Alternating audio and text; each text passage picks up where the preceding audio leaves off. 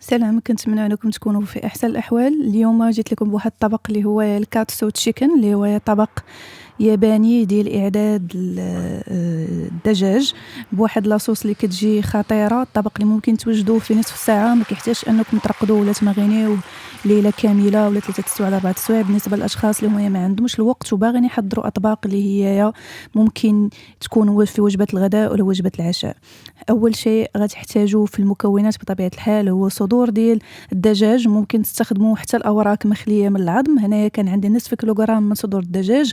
ممكن تخليوها كما هي، ولكن خاصكم طوندوريزيوها، يعني تخليو السمك ديالها ما يكونش رفيع.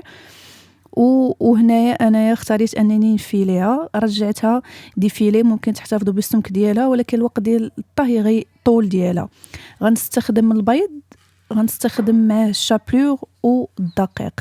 عينكم ميزانكم. البيض كان عندي 2 ديال البيضات حجم متوسط، الشابلور كان عندي 250 غرام، والدقيق كان عندي 150 غرام. بالنسبه للصوص اللي غتكون مرافقه لهاد الدجاج، غيكونوا عندي 3 ديال المعالق ديال الكيتشاب، معهم ملعقه مائده من الاويستر صوص اللي هي صلصه المحار، ملعقه مائده من صلصه الصوجا، 2 ديال المعالق ديال المائده من العسل، وعندي ملعقه مائده ونصف من زيت السمسم. غتلاحظوا بان هاد الوصفه الدجاج ما غاديش نحتاجو نمغينيو، يعني لاصوص غتكون هي الحاجه اللي غتعطي ديك النكهه للدجاج اللي حنا غنقوموا بالقل ديالو. اول شيء كناخذ البيض كنضربو، وحاجه وحده غنديرها هي انني هاد الصدور ديال الدجاج اللي هي كتبقى اختياريه انكم تبلوهم بواحد القليل من الملح والابزار اللي هو فريشلي جراوند، يعني تكونوا انا هنايا عندي كنستخدم المطحنه ديالو. ممكن يكون عندكم تستخدموه، ولكن قد ما كان الحبوب ديالو كتكون جديده وكيطحن قد ما كان النكهه ديالو كتكون احسن. انا غتستخدموا اليدين ديالكم بجوج، يد غديروا بها الشابلور ويد غتستخدموها في الكافر ديال هاد الفيلي ديال صدور الدجاج بالدقيق والبيض. علاش؟ حيت الا مشينا حتى اليدين بجوج خدمنا بهم، ما غتمجيو الشابلور كله غيمشي غير في اليدين ديالكم، حيت اليد غتكون سارده بالبيض، غيمشي كامل في اليدين ديالكم، وغتلقاو بان ديك الكميه اللي نتوما باغيين تستخدموها نقصتوها غير بسبب داكشي اللي مشى في اليدين ديالكم. يعني يد غتبقى لكم في جهه تغطسوا فيها الدجاج في البيض والدقيق، ويد غتكون خاصه غير بالشابلور. كما كتشوفوا كندوزو في الدقيق كمرحله اولى، ومن بعد كندوزوه بالبيض، ومني كنحطوه على الشابلور كنحاول غير بالاصابع ديال اليدين ديالي ما نمش داك الدجاج باش ما نحيدش هذاك الكافر، داك الغطاء اللي درتو ديال الدقيق وديال البيض، باش نحاول ما امكن ان الدجاج اثناء القلي ما يشربش ليا الزيت، يوصل ديك درجه النضج ولا الطياب اللي هي مثاليه بدون ما يكون شارب الزيت. كنكون موجده واحد الصينيه ولا واحد ورق ديال الطهي، وكنحط فيه هاد القطع ديال الدجاج اللي انايا صايبتها بالوحده عاد كندوز العمليه ديال القلي. كنضمن لكم بان هاد الدجاج الا جربتوه غتستغناو نهائيا على اي طبق ديال الدجاج مقلي اللي ممكن تاخذوه على برا. كنهضر مع الناس اللي هما كيمشيو ياكلوا في KFC، هذا دجاج اللي ممكن توجدوه في رمشه عين بواحد لاصوص اللي هي خطيره. هذا طبق غالبا ما كنلقاوش هنايا في المطاعم اللي هما مغربيه. الكاتسو تشيكن عندنا قلال المطاعم اللي كيقدموا الاطباق الاسيويه، ولكن في الدول الغربيه معروف الكاتسو تشيكن ومعروف بهاد لاصوص ديالو اللي كتكون هائله. مني كنكمل التغطيه ديال الدجاج اللي عندي كندوز للقلي. القلي غتقليو على واحد النار اللي هي هادئه، تقريبا ماشي هادئه متوسطه، 175 درجه.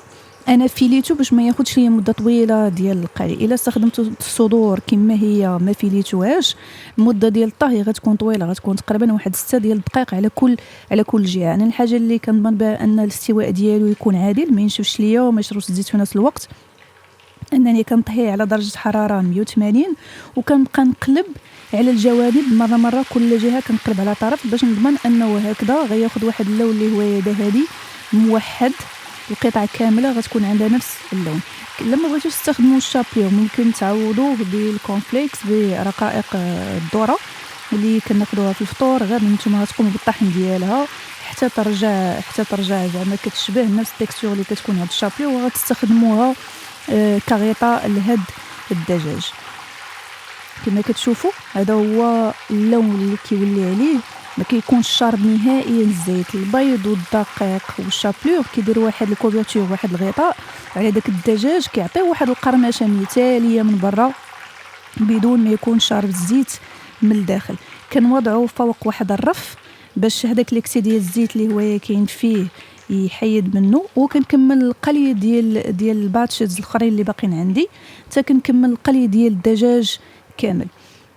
ضروري ان الدجاج ملي تكون بالقلي ديالو توضعوه فوق رف كما قلت، ولا توضعوا على الاقل واحد البابي اللي هو ابسورمون اللي كيشرب هذاك الفائض ديال الزيت. مي كما كتشوفوا الباتشز كنكمل فيهم حتى كنساليهم كاملين.